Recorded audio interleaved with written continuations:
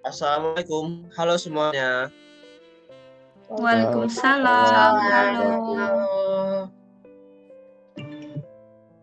Balik lagi nih di Ekologi Podcast. Gimana nih kabar teman-teman? Alhamdulillah sehat. Alhamdulillah ya. Oh iya, sebelum masuk ke topik kali ini nih, gak afdol dong kalau kita nggak kenalan. Sebelumnya kenalin, aku Tristan Sanjaya sebagai pembawa acara pada podcast kali ini. Nah, di sini udah ada para narasumber yang pastinya keren-keren banget. Kenalan dulu dong. Halo, kenalin aku Alia Zara, biasa dipanggil Alia. Halo Alia. Halo Mbak Alia. Nah, Mbak Alia gimana nih? Apa kesibukannya kali ini? Kesibukannya sekarang lagi UAS nih, lagi baru hari kedua. Walah, baru-baru mulai ya Mbak. Semangat ya Mbak, semoga lancar. Oke, amin.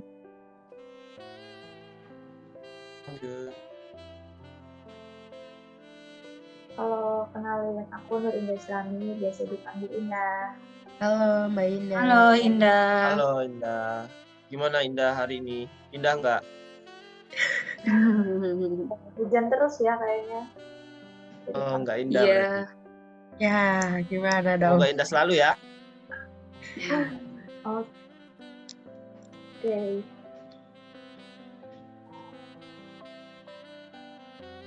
Lanjut. Halo, perkenalkan nama aku Ikan Tiasa Nesti Utama, biasa dipanggil Ikan. Halo Ikan. Halo Wikan. Halo Mas Wikan. Gimana nih? Apa kesibukannya hari ini Mas? Ya, kesibukannya sama kayak yang lain, masih puas sekarang. Semoga lancar juga ya Mas. Amin. Amin. Amin. Halo, perkenalkan teman-teman, nama aku Raina Salsabila Rahmawati, biasa dipanggil Alsa. Halo Alsa.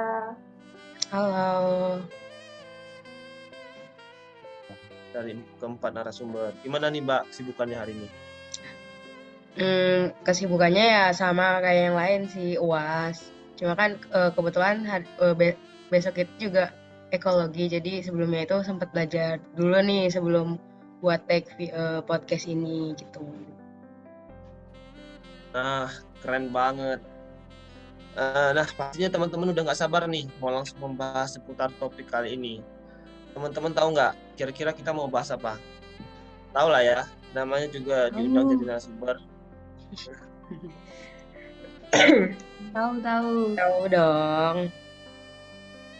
Nah, kesempatan kali ini kita akan membahas tentang biogeografi hutan. Menurut kalian, Mas Wikan deh, organisme apa aja sih yang berada di hutan? Ya, yang pertama itu kalau yang organisme yang ada di hutan itu ada komponen autotrof. Jadi kalau yang bisa didapat dari National Geographic, autotrof itu merupakan organisme yang dapat menghasilkan makanannya sendiri melalui air, karbon dioksida, dan bahan kimia lainnya. Organisme autotrof di hutan melakukan fotosintesis itu untuk mengubah komponen abiotik menjadi makanan dan oksigen sebagai produk sampingannya. Lalu kemampuan membuat makanannya sendiri menjadikan komponen autotrof berada di dasar rantai makanan hutan, sehingga komponen autotrof disebut sebagai produsen. Terus contoh dari komponen autotrof itu yang ada di hutan pertama ada pohon, semak, rumput, dan tanaman hijau lainnya. Lalu selain komponen autotrof ada juga komponen heterotrof. Komponen heterotrof ini merupakan komponen utama pembentuk hutan. Selanjutnya adalah komponen heterotrof. Komponen heterotrof terdiri dari organisme yang tidak dapat membuat makanannya sendiri melalui fiksasi karbon, fotosintesis, ataupun kemosistesis. Dilansir dari Biologi Dictionary, organisme heterotrof memperoleh asupan nutrisinya itu dari sumber karbon organik lain seperti tumbuhan dan hewan. Artinya, organisme ini memerlukan untuk memakan makhluk hidup lainnya untuk bertahan hidup dalam rantai makanan hutan. Organisme heterotrof berperan sebagai konsumen primer, sekunder, ataupun tersier. Contoh dari komponen heterotrof di hutan itu adalah semua makhluk hidup yang memakan makhluk hidup lain seperti misal serigala, terus ikan juga, ular, dan berbagai jenis hewan lainnya. Cukup. Oke, udah tahu nih organisme apa aja yang berada di hutan. Kemudian gimana nih cara adaptasi organisme pada lingkungan? Langsung aja Mbak Ida. Dari kata adaptasi sendiri itu yaitu cara organisme dalam mengatasi tekanan lingkungan sekitar untuk bertahan hidup, atau adaptasi juga merupakan perubahan yang dilakukan oleh makhluk hidup dalam menyesuaikan diri terhadap lingkungannya, di mana tingkat perkembangan suatu organisme sebanding dengan penggunanya. Jadi, cara organisme beradaptasi pada lingkungan adalah organisme yang mampu mempertahankan organisme yang mampu memperoleh air, udara, dan nutrisi atau makanan. Selanjutnya, organisme itu akan mampu mengatasi kondisi fisik lingkungan seperti temperatur dan cahaya. Organisme juga bisa mempertahankan hidup dari musuh alaminya serta bereproduksi. Organisme yang bisa beradaptasi akan mampu merespon perubahan yang terjadi di sekitarnya dan bisa bertahan hidup di lingkungan tersebut. Sedangkan yang tidak mampu beradaptasi akan mengalami kepunahan atau kelangkaan jenis. Sekian. Oke, setelah beradaptasi tentunya organisme ini akan menyebar dong. Nah, gimana nih cara penyebaran organisme pada hutan? Ayo, boleh dijawab Mbak Alsa. Oke, jadi kan penyebaran organisme itu ada beberapa faktornya ya. Nah, ada yang namanya ada faktor pendukung dan ada yang namanya faktor penghambatnya. Oke, aku jelasin ya. Yang pertama itu iklim. Kenapa sih iklim sangat mempengaruhi? Karena iklim itu mempengaruhi cuaca dan musim yang dimana kedua hal tersebut akan dapat terlihat oleh kualitas lingkungannya dan keberlangsungan hidup organisme tersebut. Jadi jika iklim stabil, maka organisme tersebut juga dapat beradaptasi dengan mudah juga. Yang kedua itu makhluk hidup.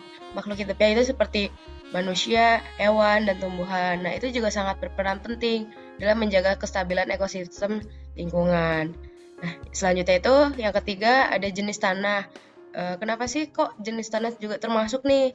Karena struktur tanah juga sangat mempengaruhi kondisi organisme nih, kayak dikarenakan tanah yang baik itu tuh dapat menghasilkan sirkulasi udara yang baik juga. Jadi jika sirkulasi udara baik tuh kayak mereka juga bisa bernafas dengan yang baik juga, bisa bertahan hidup lebih lama juga. Nah, selanjutnya itu ada topografi.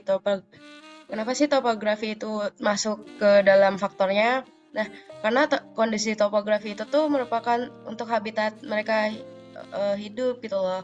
Kalau misalnya habis, maka organisme itu akan cepat mati gitu. Nah, selanjutnya itu cahaya matahari. Nah, untuk cahaya matahari kan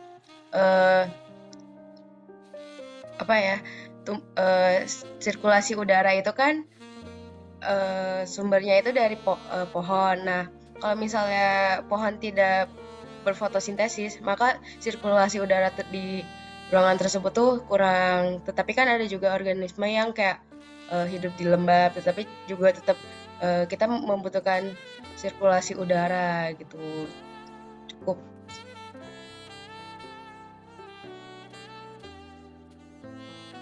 Oke, sudah jelas banget penjelasan dari teman-teman narasumber. Lanjut, kemudian apa sih hal negatif dan positif yang dapat ditimbulkan dari biogeografi hutan ini? Nih, Mbak Alsa atau Mbak Alia? Bebas sih. Alsa. Oke. Alsa jawab ya. Oke. Jadi yang pertama itu ada hal positifnya, yaitu memiliki dampak positif, yaitu dapat melakukan penghijauan, yang dimana melakukan penambahan pepohonan atau pepohonan itu merupakan penghasil oksigen yang tadi aku bilang tadi. Terus pelestariannya yang dimana kita perlu menjaga agar keberadaannya itu binatang atau tumbuhan dan manusia itu kayak tetap bisa bertahan hidup. Karena kan sandang pangan papannya itu kan ada yang berasal dari dari hutan juga. Terus dampak negatifnya itu ada penebangan hutan secara liar. Kok kenapa sih bisa dinamakan penebangan hutan secara liar? Karena kalau penebangan hutan secara liar itu kita untuk menebang hutan itu harus izin dulu. Kalau misalnya tidak izin dulu atau tidak diketahui oleh masyarakat sekitar itu termasuknya ilegal. Apalagi untuk kayak kebutuhan pribadi masing-masing, kayak misalnya butuh lahan sektor buat pembangunan apa gitu. Nah itu bisa dibilang kayak ya namanya ilegal, tidak baik. Nah terus yang selanjutnya itu perusakan habitat. Contohnya tuh di Kalimantan, kan Kalimantan itu banyak pohon-pohon yang ditebang kan, kayak hutannya udah tidak selebat dulu. Nah jadi tuh banyak tempat tinggal hewan atau tumbuhan yang yang udah menghilang juga, hewan-hewan juga pada kehilangan tempat tinggal gitu. Terus jadi apalagi ada yang kayak di sana tuh siapa tahu ada yang termasuk tumbuhan-tumbuhan yang langka juga yang harusnya dilestariin, tapi ternyata ternyata tuh dia gak sengaja kena perusakan habitat. Itu cukup. Oke. Setelah adanya dampak, tentunya kita harus tahu dong cara menjaganya. Gimana nih cara menjaga biogeografi hutan? Oke. Sebenarnya cara menjaga biogeografi hutan nih banyak caranya ya. Apalagi kita kan sebagai manusia kan sebagai pelaku utamanya dalam biogeografi hutan ini. Bagaimana cara manusia itu memperlakukan hutannya kayak gitu, mau dibuat dilindungi atau malah dirusak kayak gitu. Nah cara menjaganya itu yang pertama kita bisa melakukan reboisasi, dimana kan banyak ya kayak oknum-oknum luar yang sering menebang pohon yang sembarangan, yang ilegal tadi, yang tanpa seizin kayak gitu. Jadi tuh walaupun kayak gitu tuh seharusnya mereka sadar, walaupun dia udah nebang tapi tuh harusnya sadar buat nanam pohon lagi kayak gitu. Jadi pohon yang mereka udah tebangin itu mereka tanam, terus beberapa tahun kemudian tuh bakal tumbuh pohon lagi yang bisa nggantiin pohon yang udah mereka tebang itu kayak gitu. Jadi tuh organisme yang ada di hutan itu tetap terjaga kayak gitu, tidak punah kayak gitu. Terus selanjutnya itu ada tebang pilih. Jadi kita kalau semisal mau ngelakuin tebang pohon kayak gitu, kita bisa tebang pilih mana pohon yang udah mulai punah, mana pohon yang masih hidup, yang masih punya banyak masih punya banyak temannya kayak gitu. Kan kalau semisal kayak pohonnya udah punah terus kita tebang, kan itu kayak nanti malah nggak ada warisan dari spesies tersebut kayak gitu. Jadi kita harus pintar-pintar buat milih, tetap menjaga kelestarian dari biogeografi hutan tersebut kayak gitu. Terus selanjutnya itu membangun tempat perlindungan bagi flora maupun fauna yang ada di hutan tersebut. Kalau semisal banyak oknum ilegal yang ke hutan kayak gitu, mereka kan nggak tahu ya, entah itu mau nebang pohon secara sembarangan ataupun berburu satwa-satwa maupun fauna yang udah mulai langka gitu di hutan kayak gitu. Jadi kita sebagai manusia yang sadar akan lingkungan kayak gitu, kita harus bisa melindungi mereka kayak gitu ya. Caranya ngebuat tempat perlindungan itu tadi. Jadi mereka para flora faunanya ini tuh kayak merasa nyaman gitu loh, merasa nyaman dan tidak terancam kayak gitu. Dan juga mereka kayak kelestariannya itu terjaga, nggak punah kayak gitu. Terus selanjutnya itu ada melakukan pelestarian hutan kayak gitu.